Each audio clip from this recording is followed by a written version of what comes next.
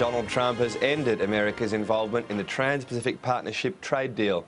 The US president signed the executive order to withdraw from the deal with 12 Pacific nations, including Australia, just this morning. And the president also warned business leaders he would impose a major border tax on companies that moved manufacturing out of the country. We want to start making our products again. We don't want to bring them in, we want to make them here. And that doesn't mean we don't trade, because we do trade. But we want to make our products here.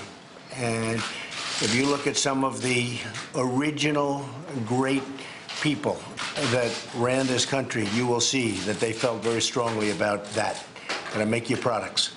And we're going to start making our products again. And there'll be advantages to companies that do indeed make their products here. So we've seen it. It's going to be a wave. You watch, it's going to be a wave. It's one of Mr. Trump's first major acts since being sworn in as president, hailing the move as a great thing for the American worker. He's now pledged to massively cut regulations and taxes on companies that keep jobs in the US.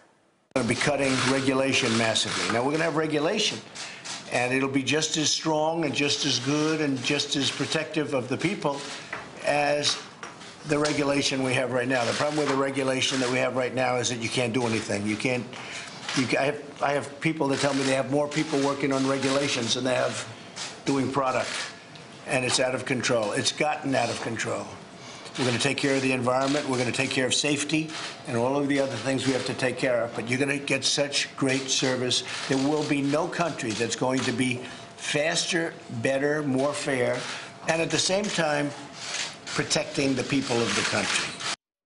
So the TPP was negotiated over 7 years. The last 2 years, the really intense negotiations that came to a conclusion last year. It was a trade deal between 12 Pacific Rim nations, so those North American, South American on one side of the Pacific, and Asian countries like Vietnam, like Japan on the other. It was a free trade deal. It was giving access for different countries to other countries' markets, and it was a big coup for the Obama presidency to finally get it done. These trade deals are always very difficult to nail down in the end.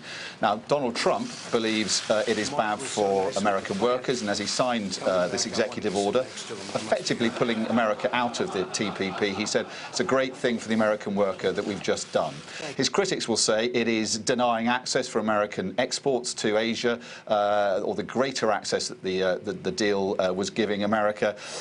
Asian countries around this Pacific Rim had pinned their hopes and have done a lot of economic planning based on this deal. They're now not sure about what this means, and it leaves a hole now in terms of American influence in the Pacific region that Donald Trump's critics fear, at least, will now be filled by China, a rival to America. So they will say this is not a great deal for America. It's not a great move for America, sorry, and it's not putting America first.